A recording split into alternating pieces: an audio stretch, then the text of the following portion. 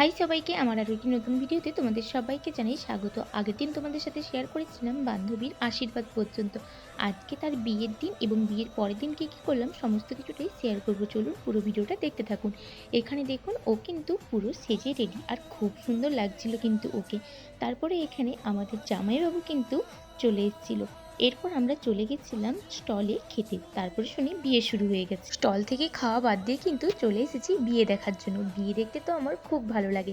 চলুন পুরো বিয়েটা দেখি, সাথে কিন্তু তোমরাও আমার সাথে পুরো বিয়েটা দেখতে থাকো।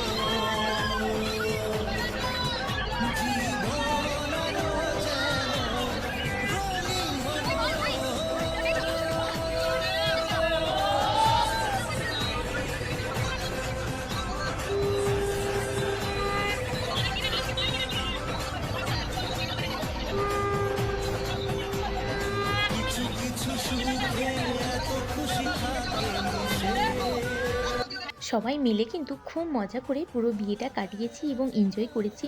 আর খুব কাছের বান্ধবী বলে কথা, তার বিয়েতে এনজয় করব না তা কী করে হয়। তাই সবাই মিলে তো একদম হৈ হৈ করে পুরো বিয়েটা কাটিয়েছি।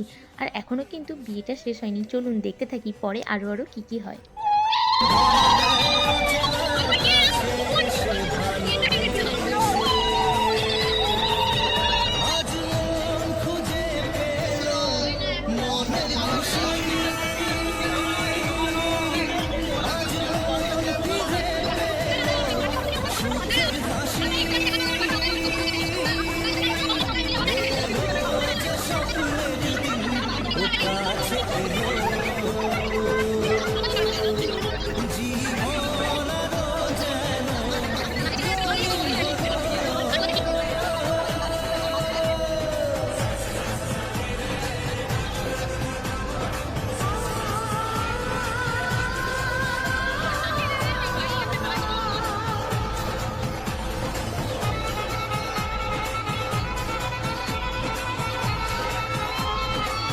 বিয়ে শেষ হতেই কিন্তু খেতে চলে এসেছি, কারণ এতক্ষণ যা মজা করেছি খিদে তো পেয়েই গেছিল অলরেডি।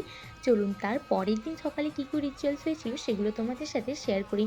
এখানে প্রথমে যেই তিনজন ওকে গায়ে হলুদ দিয়েছিল সেই তিনজন কিন্তু ওকে আর জামাইবাবুকে এখানে গায়ে হলুদ দিচ্ছে আবার। তারপরে কিন্তু ওদের আবার স্নান করানো হচ্ছিল। এটা ছিল বিয়ের পরের দিন সকালের অনুষ্ঠান। স্নান করানোর পর সবথেকে যেটা মজার ছিল এই গেমটা, এই শিলনোড়াটাকে উল্টে ওই গর্তটার মধ্য থেকে কড়ি বা পয়সা খুঁজতে হয়। আর দেখুন পেছন থেকে কিন্তু বৌদি এসে দিয়ে দিয়েছে ওদের গায়ে কাদা গোলানোর জল। অনেকের এটা কিন্তু খারাপ লাগতেও পারে, তবে আমরা কিন্তু এইভাবেই পুরো বিয়েটাতে খুব মজা করি বিভিন্ন রিচুয়ালসের মাধ্যমে।